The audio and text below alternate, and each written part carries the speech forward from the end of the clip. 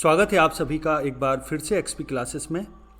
मैं चेतन प्रताप आज आपके लिए आपकी बोर्ड एग्ज़ाम की तैयारी को देखकर एक ऐसा महत्वपूर्ण वीडियो लाया हूं कि जिस पर स्टूडेंट बहुत कंफ्यूज होते हैं, बहुत मेहनत करते हैं, तमाम रट्टा मारते हैं। तो वो सब करने की आपको ज़रूरत नहीं पड़ेगी। बस इस वीडियो को अच्छे से समझ लीजिए और फिर इसके हिसाब से उनको मेमोराइज़ कीजिए। जो टॉपिक हैं ये आज के, तो आज के टॉपिक को मैं जो तरीका है आज के टॉपिक का कि कैसे वो चीज़ करनी है वो मैं बताऊंगा, और ये तरीका आपके लिए बेनिफिट साबित होगा क्योंकि इस तरीके में इन टॉपिक्स पर जो आप रट्टा मारते हैं वो नहीं करना पड़ेगा, बल्कि बहुत ईजिली आपको हो जाएगा। ठीक, तो वीडियो को लास्ट तक देखिएगा।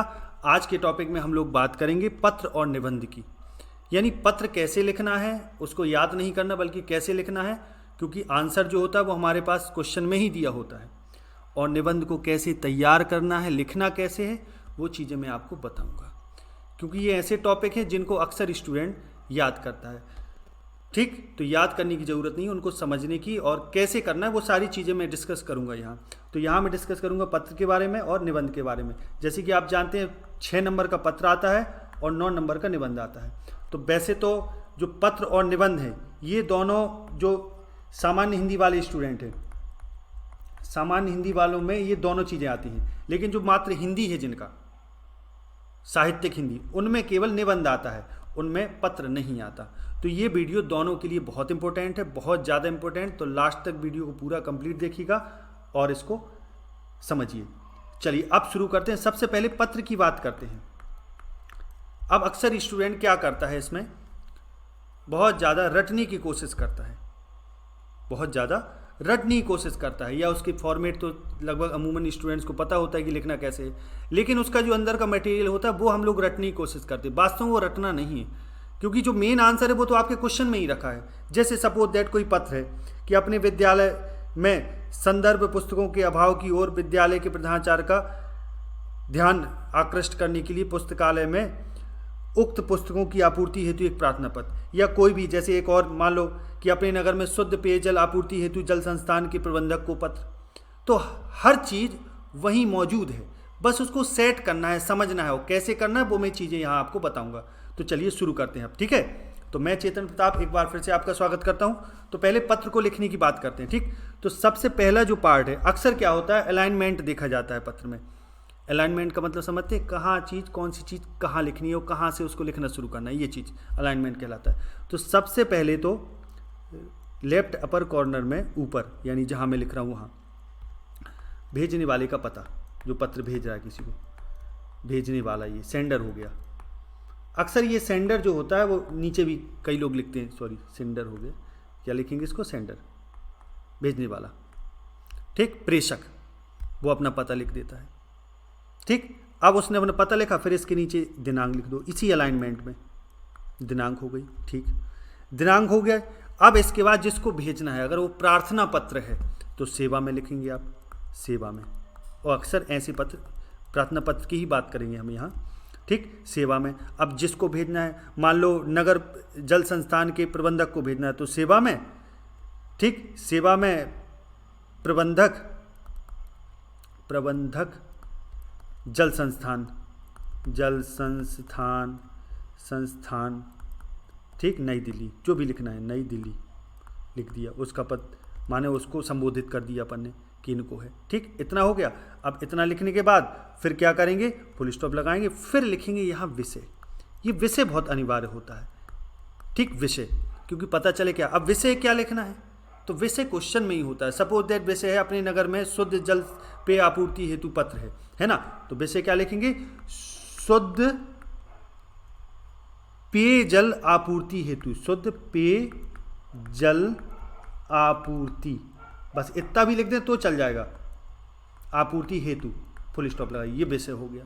यानी हमने अपना पता लिख दिया, दिनांक लिख दी, जो दिनांक है संबंधित दिनांक, ठीक है, दिनांक लिख दी, सेवा में जिसको भेज रहे वो लिख दिया, उसको संबोधन हो गया ये उसका, ठीक है, संबोधन हो गया उसका। ठीक, फिर इसके बाद विषय हो गया। अब विषय के बाद अब उसको आदर सूचक लिखते हुए महोदय, जिसको भी लिखना है महोदय, समझ गए, कॉमा लगा दीजिए। ठीक, महोदय लिखा, ठीक है महोदय। अब मेन बॉडी, अब जो ये मेन बॉडी है जहां अपन को मेन अपने पत्र का देना है मटेरियल, ये मेन बॉडी कहलाती है, मेन बॉडी। अब इस मेन बॉडी में क्या लिखना है, इसी को बच्चे बहुत याद करते फिरते, वो याद नहीं करना, वो आपके क्वेश्चन में दिया है। जैसे पेयजल आपूर्ति हेतु पत्र लिखना है तो क्वेश्चन में दिया है, तो सबसे पहले किसी अधिकारी को जब किसी समस्या को लेकर हम पत्र लिखते हैं तो सबसे पहले उसका ध्यान आकर्षित करते हैं पहली लाइन में कि महोदय मैं आपका ध्यान अपने नगर में उत्पन्न पानी की किल्लत के प्रति या पेयजल आपूर्ति के प्रति आकर्षित कराना चाहता हूँ। मैं आपको बताना चाहता हूँ कि हमारे यहाँ, हमारे मोहल्ले में, गली में, जहाँ भी हो, पानी की बहुत समस्या है और जिससे लोग बहुत त्रस्त हैं। सुबह के समय जो भी पानी की सप्लाई आ रही है वो पर्याप्त नहीं है, लोगों की बहुत सारी भीड़ लगती है जिसके कारण बहुत सारी लड़ाई होती है। यानी पहले आकर्षित करो, फिर उस बात की चर्चा करो, फिर उससे होने वाले नुकसान बताओ, फिर बताओ कि इसका क्या निदान हो सकता है, आप उसके लिए क्या करो। तो आप उसके लिए क्या करो वो बताओ, फिर पैराग्राफ चेंज करो, फिर लिखो कृपया आपसे अनुरोध है कि उक्त समस्या को जल्दी से सुलझाने की कृपा करें। और फिर अंत में अपनी समस्या हो गई, समस्या के बारे में, यानी इस मेन बॉडी में कितने पार्ट हो सकते हैं समझिए, फिर से मैं आपको समझाता हूँ। पहली पार्ट ध्यान आकर्षित करना अपनी समस्या के प्रति। दूसरा समस्या का बखान, समस्या के बारे में, ठीक समझ गए। अब समस्या, फिर अगला है समस्या से उत्पन्न, ठीक, समस्याएं, ठीक है, माने दिक्कतें जो भी हो, फिर उसका निदान कि कैसे वो दिक्कत सॉल्व होगी। अब क्वेश्चन आपको दिया, आप ये एक टॉपिक अगर दिमाग में रखोगे तो आप आराम से कर सकते हो, ठीक। फिर इसके बाद इतना हो गया, फिर इसके बाद अंत में निवेदन उससे करो कि इस समस्या को ऐसे सॉल्व करें। निवेदन करने के बाद खत्म कर दो। अब जब भी कोई नई उस पर मुझे निवेदन पर आना तो पैराग्राफ चेंज करके फिर इसी अलाइनमेंट से लिखो, यानी सेवा में लिख दिया। अब समझिए महोदय लिखिए, महोदय के बाद अपन इतना से शुरू करेंगे, ये यहाँ से भी शुरू कर सकते, कोई बड़ी बात नहीं है। कई लोग यहीं शुरू करते, कई लोग यहाँ शुरू करते, फिर ये लाइन खत्म होने के बाद फिर जब नई लाइन आती है तो यहाँ से लिखते इस अलाइनमेंट से। तो अपन अगर पैराग्राफ चेंज करते हैं तो ये निवेदन यहाँ से शुरू कर सकते, नहीं तो इसी लाइन से शुरू कर सकते, कोई दिक्कत नहीं, समझिए। तो अगर यहाँ से ही आप सब शुरू करें, ठीक। तो इतना हो गया। निवेदन करने के बाद धन्यवाद लिखें, यानी आपने अपनी समस्या को सॉल्व मान लिया। धन्यवाद लिखने के बाद, ठीक, अब इसके बाद भावदीय, यानी आप निवेदन करता है भावदीय, उसको भावदीय लिखें। आप अपना नाम लिखें, जो भी XYZ हो वो नाम लिखने के बाद नीचे चाहें तो अपना पता लिख देंगे, फलानी जगह से हम बोल रहे हैं ये चीज़। अब ये पता चूंकि ऊपर दिख दिया तो अपना नाम भर लिख दीजिए, बात पर्याप्त हो गई, ठीक। और कई लोग ऊपर नहीं लिखते, यहीं डायरेक्ट लिख देते, ठीक है। तो ये चीज़ आप समझ गए होंगे। कई बार पता नहीं लिखना होता है, डायरेक्ट सीधा पत्र दे दिया जाता, तो ऐसी स्थिति में क्या करेंगे हम, मान लो ऊपर अपन को ये चीज़ नहीं लिखनी, ये पता नहीं लिखना, ठीक। तो अपन क्या करेंगे, सीधा सेवा में जिसको भेजना है वो, फिर नीचे दिनांक डाल देंगे, फिर दिनांक के बाद विषय, फिर महोदय करके पूरा लास्ट तक, और अंत में यहाँ जब भवदी लिखें तो यहाँ अपना पता लिख दें, हो गई बात खत्म, समझ गए। अब इसको हम लोग उदाहरण से समझते हैं, ठीक, इसको हम लोग समझते हैं उदाहरण से, ठीक। अब मैं उदाहरण के लिए आपको एक पत्र समझाता हूँ पूरा, उसको आप समझिए। अब मान लीजिए आपको ऋण प्राप्ति हेतु कोई आवेदन देना है किसी अधिकारी को, बैंक वगैरह में, जैसे विषय है अपना कुटीर उद्योग प्रारंभ करने हेतु किसी बैंक के प्रबंधक को ऋण प्रदान करने हेतु पत्र बैंक के प्रबंधक को देना। तो देखो सबसे पहले इसी में समस्या है, इसी में समाधान, इसी में सब कुछ है, बस उसको अपन को लिखना कैसे वो सीखना। तो सबसे पहले अब चूंकि यहाँ पता वता लिखने की जरूरत तो है नहीं, और लिखना चाहो तो आप ऊपर लिख सकते हैं फलाने बोले, लेकिन कोई आवश्यकता नहीं चूंकि ये प्रार्थना पत्र है इस टाइप से, ठीक। तो अपन सीधा सेवा में अब क्षेत्रीय प्रबंधक महोदय इलाहाबाद बैंक मुजफ्फरनगर उत्तर प्रदेश, हो गया, डेट डाल दी। अब विषय हमारा क्या है, कुटीर उद्योग के हेतु ऋण प्राप्ति के लिए या ऋण प्राप्ति हेतु, इतना भी लिख दे अपन विषय में, नहीं आ रहा, हो गया, मान्यवर या महोदय। सविनय निवेदन, देखो अपनी समस्या का, पहली समस्या के प्रति आकर्षित किया उसको। सविनय निवेदन है कि मैं BA पास एक बेरोजगार हूँ, ये समस्या है उसकी, ठीक। मैंने ITI फिटर ट्रेड में डिप्लोमा भी कर रखा है। मैं कुटीर उद्योग के माध्यम से अपनी शिक्षा अनुभव का सदुपयोग करना चाहता हूँ, माने अपनी बताया जिस हेतु तुम करना चाहते हो वो समस्या को एक्सप्लेन करो, ठीक। किंतु मेरी इस चाह में धन की कमी व्यवधान बन गई है। मैं अपने घर से थोड़ी दूर स्थित एक दुकान में लेथ मशीन स्थापित करना चाहता हूँ। और इस आवेदन के साथ मैं अपने सारे संबंधित दस्तावेजों की प्रतिलिपियाँ भेज रहा हूँ, माने जो भी डॉक्यूमेंट चाहिए वो मैं भेज रहा हूँ। ठीक, अब उसने अपनी बात कह दी।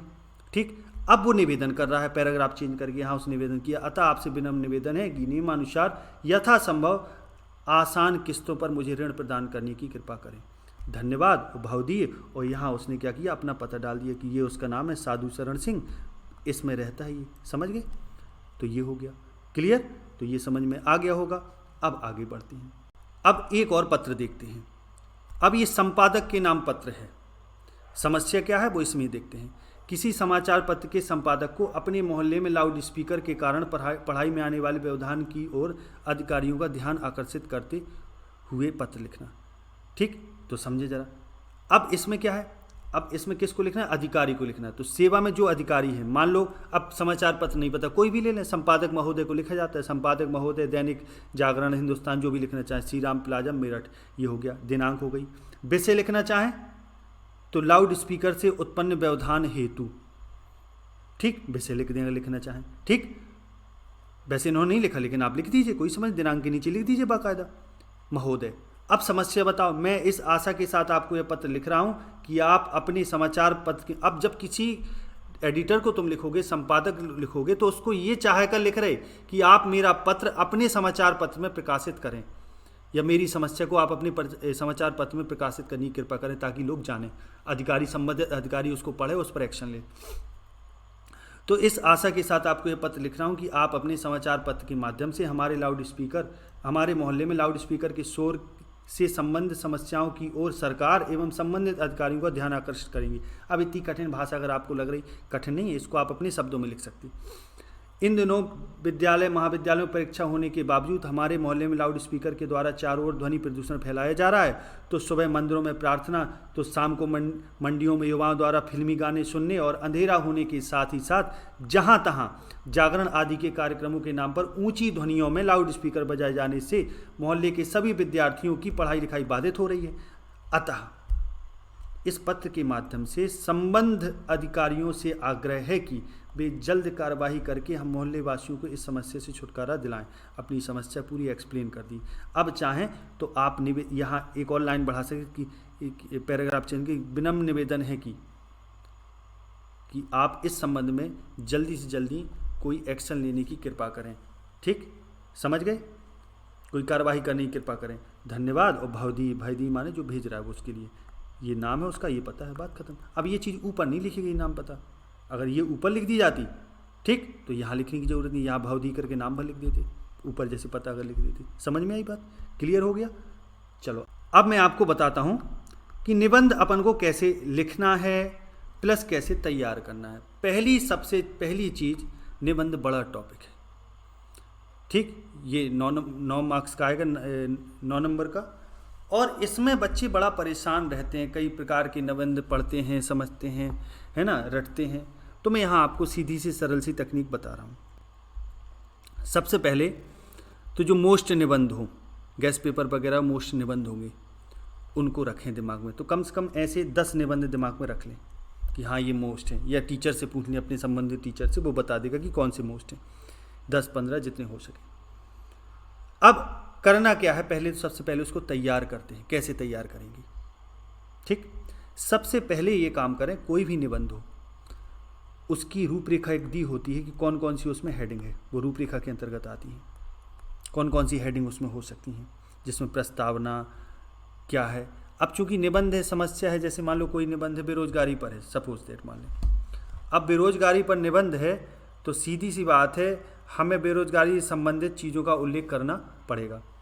ठीक, तो अपन पहले तो दिमाग में ये सोचें कि उसको हम तैयार करना कैसे। तैयार करने की पहली विधि ये है, सबसे अच्छी मोस्ट विधि है जो, वो ये है कि आप सबसे पहले उसकी जो हेडिंग ऊपर दी है, पहले प्रस्तावना में, रूपरेखा में हेडिंग दी होंगी बहुत सारी, तो उससे आपको एक डेटा पता चलेगा कि ये हेडिंग है।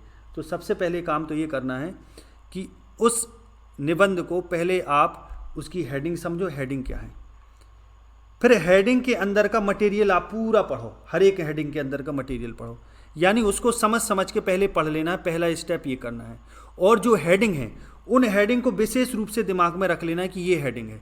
बाकी रटना नहीं है कि उसको आप पूरा रट्टा मारो, रट्टा नहीं मारना, बल्कि पूरा पढ़ना है, हेडिंग्स पढ़नी है, हेडिंग के अंदर के टॉपिक को पढ़ना है पूरा अच्छे से, पूरा समझना है उसको। जब समझ में आ जाए, पहला काम पूरा हेडिंग देख लेना, अच्छे से समझ लेना है, उसके अंदर का मटेरियल पूरा पढ़ लेना, यानी पूरा निबंध पढ़ लेना है जो दिया है आपका किताब में या गाइड में, गैस पेपर में, जिसमें भी दिया है, पूरा पढ़ लिया है, हेडिंग पढ़ ली उसकी अच्छी सी। इतना हो गया। अब उसको ये इतने में ही तैयार नहीं हुआ, उसको तैयार कैसे करना अच्छे से। तो अच्छे से तरीका ये है कि जो उसकी रूपरेखा के अंतर्गत जो जो हेडिंग दी हैं, मान लो 5 हेडिंग दी, 10 हेडिंग दी, वो दिमाग में भर लेना है, वो उनको पॉइंट को नोट कर लेना है कि ये हेडिंग है इस निबंध के अंदर। उसको रफ में आप नोट कर लीजिए कि ये निबंध है, इसके अंतर्गत ये हेडिंग्स है, हेडिंग्स भर नोट कर लो।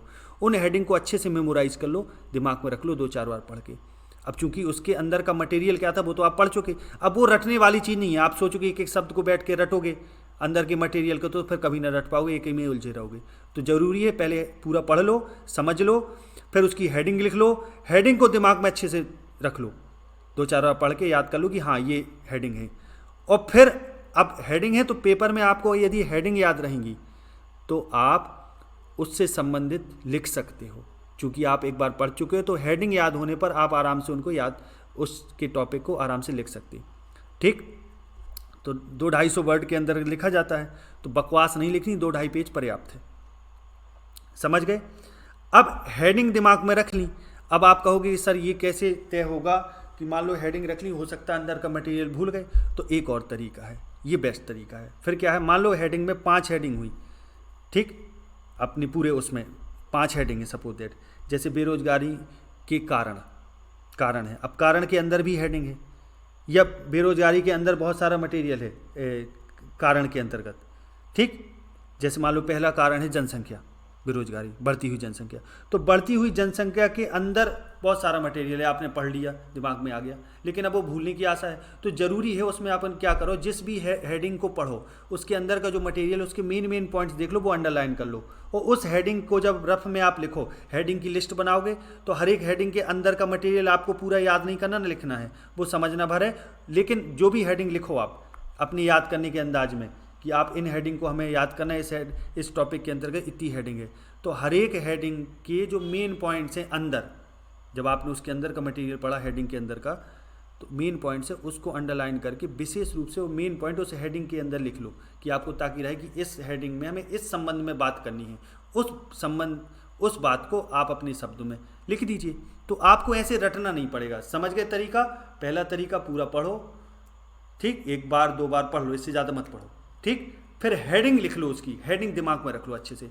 हेडिंग के अंदर का मटेरियल जब आप 1-2 बार पढ़ लोगे, कम से कम की स्थिति में, अधिकतम ज़्यादा कठिन है तो 3 बार पढ़ो, लेकिन रटना फिर भी नहीं है, हेडिंग को दिमाग में रखना है, उसके अंदर का मटेरियल पढ़ लेना है। जब मटेरियल तैयार हो जाए, माने आप 1-2 बार पढ़ लो उसको, 1-2 बार पढ़ने, ज़्यादा नहीं, तो उसके अंदर जो पॉइंट लिखे हैं, यानी किसी हेडिंग के अंदर कुछ अच्छी बात लिखी तो उसको नोट करके उस हेडिंग में जब आप अपनी रफ में लिस्ट बनाओ कि इसके अंदर इतनी हेडिंग है, तो हर एक हेडिंग के अंदर जो जो मेन पॉइंट्स है वो लिख लो। फिर उनको दिमाग में रख लो कि इस हेडिंग के अंतर्गत हमें इस चीज़ की चर्चा करनी है, वो पेपर में शॉर्ट फॉर्म में लिखना है। बकवास नहीं लिखनी कि एक हेडिंग आपकी 1 पेज में भर गई, तो ऐसे तो फिर कल्याण हो जाएगा, पेपर चूक जाएगा, आप पूरा नहीं कर पाओगे। तो समझ गए थीम क्या है, ठीक। तो ये निबंध का तरीका होता है। सबसे पहले तो कोई भी लेटर हो, अगर आपको ज़्यादा हेडिंग नहीं, मान लो अब सपोज दैट हेडिंग नहीं पता हमें, लो हेडिंग हमने ध्यान, अब दूसरा तीसरा विकल्प भी हो सकता है कि हेडिंग हमें याद नहीं है, लेकिन जो निबंध आना है वो हमें पता है कि हाँ हम इसको लिख सकते। तो फिर अब हेडिंग क्या हो सकती, तो समझो बेटा। सबसे पहली हेडिंग हुई प्रस्तावना, यानी जिस चीज़ के बारे में आप लिख रहे हो उसकी बारे में थोड़ी ही चर्चा कर लो, ठीक, लगभग आधे से भी कम पेज में। फिर अब उसके संबंध में मेन बात लिखो, फिर ज़्यादा हेडिंग नहीं लिखनी, फिर 1 या 2 मेन जो हेडिंग आए दिमाग में प्रस्तावना के बाद, वो हेडिंग डाल के उसके संबंध में लिख दो। अंत में लिखो उपसंहार। उपसंहार का मतलब होता है, ये सब में हेडिंग होती है कि अब हमारा कंक्लूजन क्या निकला, पूरा निष्कर्ष क्या निकला, उस निष्कर्ष को, अपनी सलाह को उसमें आप लिख सकते। जैसे वनों के संरक्षण संबंधित, तो वनों के संरक्षण में हम क्या करें क्या ना करें, वो चीज़ आप उपसंहार में लिख सकते हैं, शॉर्ट फॉर्म में अपनी सलाह देकर। ये उपसंहार होता है। तो आई होप ये आप समझ गए होंगे पूरी तरह कि इसमें आपको करना क्या है, कैसे करना है, ठीक, समझ गए। अब मैं आपको एक एग्जाम्पल लेकर समझाता हूँ कि आखिर जब आप तैयार करोगे तो उसको कैसे करोगे। तो क्या हुआ है, बेकारी या बेरोजगारी की समस्या। वैसे ये निबंध हमारे जो दूसरा चैनल है गोले का ज्ञान, उसमें भी हैं, उसमें भी आपको मिल जाएंगे। ठीक, तो उसको भी देख लीजिएगा। चलिए देखिए, अब जरूरी नहीं है कि सीधा सीधा कोई हेडिंग आ जाए, इसमें मैंने निबंध लिया हुआ है। ठीक, सीधी सीधी कोई हेडिंग आ जाए ऐसा भी मतलब सीधे सीधे कोई टॉपिक पर दे दिया जाए, जैसे बेरोजगारी पर, हो सकता है घुमा फिरा के उसी चीज़ पर देते वो। तो अपन को तो इसमें कहा है अन्य शीर्षक इस रूप में भी आ सकता है, जैसे युवा वर्ग और बेरोजगारी, बढ़ती जनसंख्या विकास में बाधक, क्या हो सकता है, बेरोजगारी हो सकती है, शिक्षित युवा वर्ग और बेरोजगारी की समस्या, ये एक ही टॉपिक के हैं लेकिन उसके नाम बदल दिए। बढ़ती आबादी, जनसंख्या विकास में बाधक, बेरोजगारी एक अभिशाप, शिक्षित बेरोजगारी समस्या और समाधान, जनसंख्या विस्फोट, बेकारी, शिक्षा और रोजगार, बढ़ती जनसंख्या यानी रोजगार की समस्या, बेरोजगारी की समस्या, इन टॉपिक पर यही पूछ सकता है वो। ठीक, अब संकेत बिंदु वही है जो मैंने आपको रूपरेखा में बताया कि ये हेडिंग है, बेरोजगारी का तात्पर्य क्या है, बेरोजगार युवा वर्ग, इसके संबंध में अनेक समस्याओं की जड़ बेरोजगारी, बेरोजगारी के कारण, बेरोजगारी दूर करने के उपाय, उपसंहार। तो आप समझते हैं। अब जैसे ये टॉपिक है, आप सपोज दैट आप पढ़ रहे किसी टॉपिक को, इस पर तैयार कर रहे ऐसे निबंध, तो ये टॉपिक है। अब इसको रटोगे नहीं बेटा, समझोगे, समझ लोगे, जो मेन पॉइंट है उसको अंडरलाइन कर लोगे। मैं आपको करके बताता हूँ। बेरोजगारी का तात्पर्य, बेरोजगारी से अभिप्राय उस स्थिति से है जब कोई योग्य काम करने का इच्छुक व्यक्ति प्रचलित मजदूरी की दरों पर काम करने के लिए तैयार हो और उसे काम ना मिलता हो, तो बेरोजगारी होगी। तो इसका मेन पॉइंट यही है, बस समझ गए, इसको दिमाग में मेमोराइज कर लो, ये इसका तात्पर्य हो गया। अब फालतू जो चीज़ लिखी है वो बकवास है, लेकिन फिर भी उसको पढ़ना है ताकि नॉलेज बढ़े हल्का फुल्का, लेकिन मेन चीज़ बस इतना ही है। ठीक, तो इसको समझ लिया आपने, अब समझ लो आपके दिमाग में भर गई ये चीज़ें।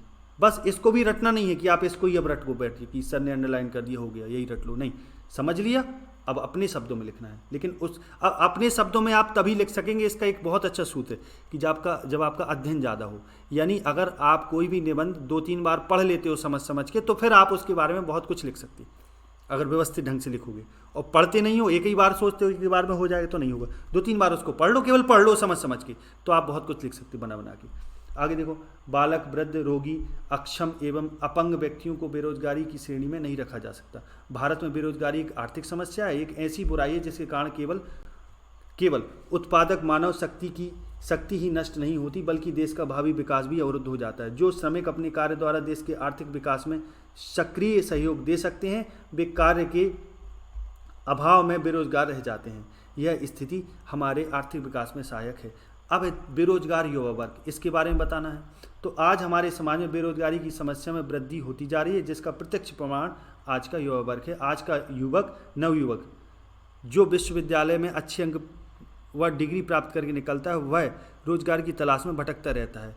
बेरोजगारी कारण नवयुवक प्रतिदिन रोजगार पाने के लिए दफ्तरों के चक्कर लगाते रहते हैं। अखबारों, इंटरनेट आदि में दिए गए विज्ञापनों के द्वारा अपनी योग्यताओं के अनुरूप नौकरी की खोज में लगे रहते हैं, परंतु उन्हें रोजगार की प्राप्ति नहीं हो पाती, उन्हें निराशा हाथ लगती है। समझ गए।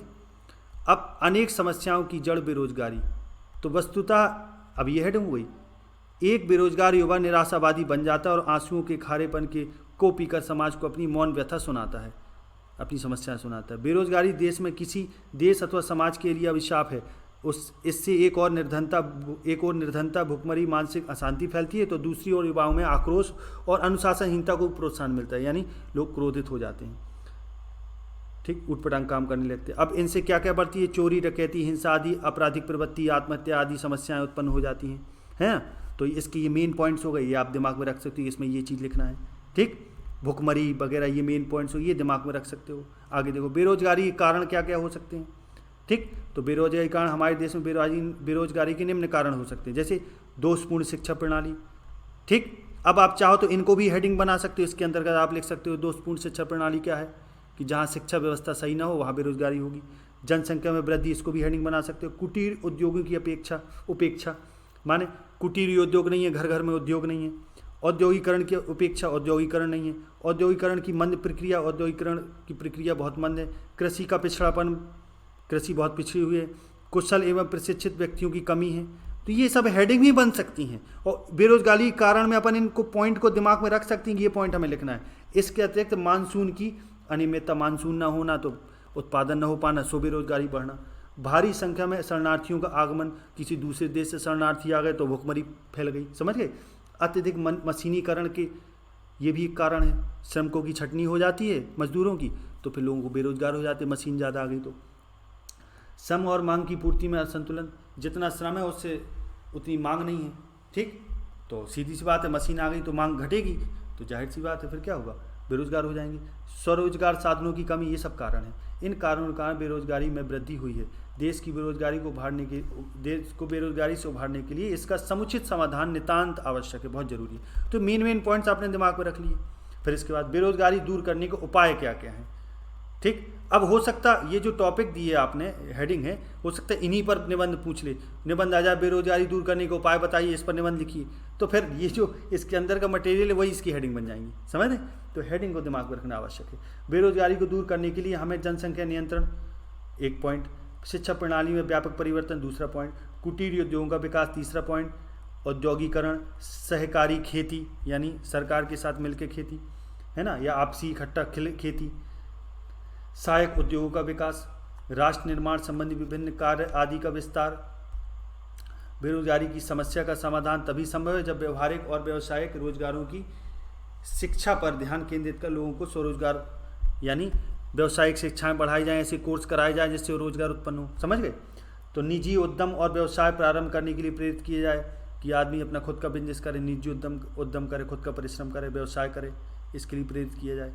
अब उपसंहार कि अब हमारा निष्कर्ष क्या निकला बात, तो हमारी सरकार बेरोजगारी उन्मूलन के प्रति जागरूक है और इस दिशा में उसने महत्वपूर्ण कदम उठाए हैं। तो परिवार नियोजन, बैंकों का राष्ट्रीयकरण, ये सब कदम उठाए गए सरकार के द्वारा। कच्चे मालों को एक स्थान से दूसरे स्थान पर ले जाने की सुविधा, कृषि भूमि चकबंदी, चकबंदी का मतलब एक पूरे कृषि भूमि को एक पूरे चक में बांध देना, एक बड़े एरिया में बांध देना, समझ गए। आगे देखो, नए उद्योगों की स्थापना, अप्रेंटिस यानी प्रशिक्षु योजना की जो नए सीखियाँ हैं उनके लिए नई योजनाएं निकालना, प्रशिक्षण केंद्रों की स्थापना ताकि लोग नई नई चीज़ें सीखें और रोजगार उत्पन्न करें, है ना। तो अनेक ऐसे कार्य किए गए हैं जो बेरोजगारी दूर करने में एक सीमा तक सहायक सिद्ध हो सकते हैं, एक सीमा तक, पूरी हद तक नहीं। वर्तमान स्थिति को देखते हुए इनको और अधिक विस्तृत और प्रभावी बनाने की आवश्यकता है। ये सलाह दी गई, उपसंहार में सलाह इस प्रकार से दे सकती। तो मेरी बात समझ गए। आपको पत्र और निबंध कैसे करना है, कितना लिखना है, वो मैं आपको समझा चुका। ध्यान देखिएगा, वर्ड लिमिट का ध्यान दीजिएगा। अगर उसमें वर्ड लिमिट दी है तो फिर बहुत सोच समझ के, जैसे 200-250 वर्ड लिमिट दी है, अगर मान लो 250 वर्ड लिमिट दी है निबंध की, ठीक, तो 250 वर्ड लिमिट का मतलब है 2.5 पेजेस से ज़्यादा नहीं, 2 पेज में तो कहूँगा, 4-5 पेज भरोगे तो फिर मार्क्स कट जाएंगे, ठीक है। यानी एक पेज में अगर एक लाइन में 8 शब्द बनते हैं, 10 शब्द बनते हैं, तो आप जोड़ लो 250 में कितने होंगे, 25 लाइन, यानी 2 पेज 2.5 पेज, इससे ज़्यादा नहीं, ठीक है।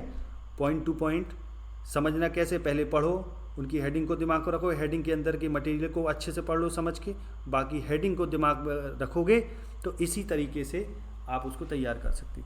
यानी 10-12 मेन आप चुन लो कि इनको तैयार करना है, उनकी हेडिंग तैयार कर लो, उनके अंदर का मटेरियल 1-2 बार पढ़ लो, बस हो गया, आप लिखाओगे पेपर में, ठीक। तरीका यही है, समझ गए होंगे आप, पत्र समझ गए होंगे, निबंध समझ गए होंगे। तो आशा ये वीडियो आपके लिए बहुत अच्छा साबित होगा, आप अच्छा करें एग्जाम में, अच्छे मार्क्स लाएं, हमारी यही कामना है। इसी के साथ आज की वीडियो को यहीं तक, यदि अच्छा लगा हो तो लाइक और शेयर करना ना भूलें। आगे अगली वीडियो मिलते हैं, तब तक के लिए नमस्कार, जय हिंद, जय भारत।